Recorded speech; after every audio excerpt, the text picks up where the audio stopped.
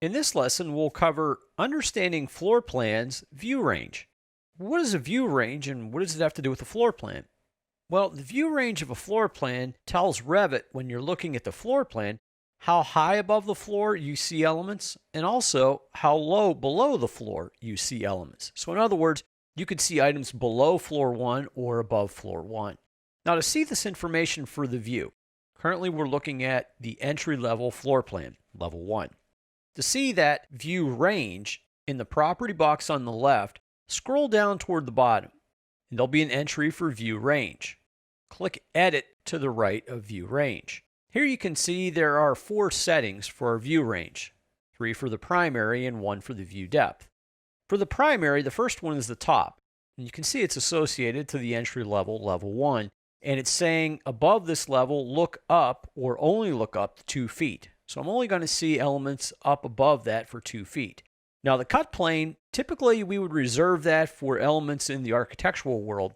For example, you're looking at a floor plan and you do want to see where the doors and the windows are actually at. So you may say that cut plane is 6 feet off the ground, which would slice through the opening for the door and the window. You could also put that cut plane above that door or window, meaning it could be up 8 feet or so.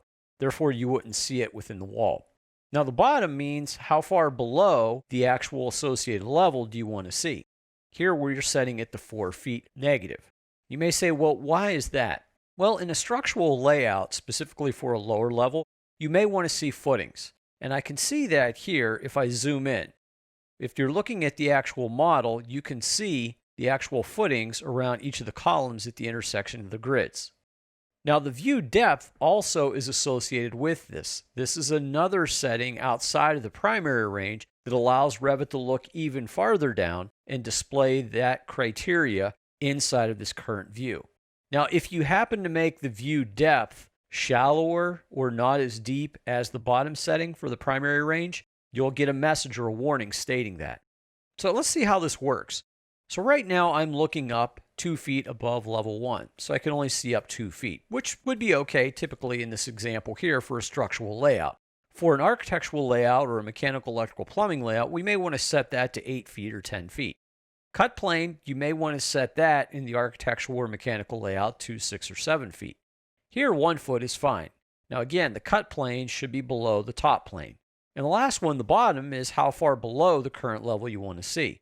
In structure, we're looking below the level because I want to pick up elements that go down in depth below this level, such as the footings or structural walls. And then the view depth level is an associated level that goes down even farther to let you see more elements below the current level.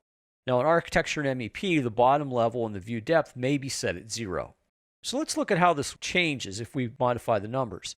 For the bottom view, let's set that to 0. So basically, we're not going to look anywhere below the current level. When you click apply, it really doesn't do anything right now at the moment, and that's because the view depth level is still set to negative 6 feet, meaning I'm still looking down below the view 6 feet to display information. But if you change that 6 feet to 0 and apply this, what you'll notice is all of those elements that go below this level, the structural walls, the foundation walls, the footings, all of those now disappear. You don't see them within the view. If you change that, or you change the bottom view here to show, let's say, negative 4 feet again, and apply, this is the message that I was talking about earlier. If your bottom primary range is lower than the view depth range, basically they either have to be equal or the view depth range has to be lower than the bottom primary range. So in this example here, I'm going to set both of these to minus 4 feet, then click apply. When you do that, you actually see now I'm looking lower than the model, so therefore I am picking up additional elements or criteria to display. Go ahead and click OK. So as a review, in this lesson, we looked at understanding floor plans and view ranges of those floor plans.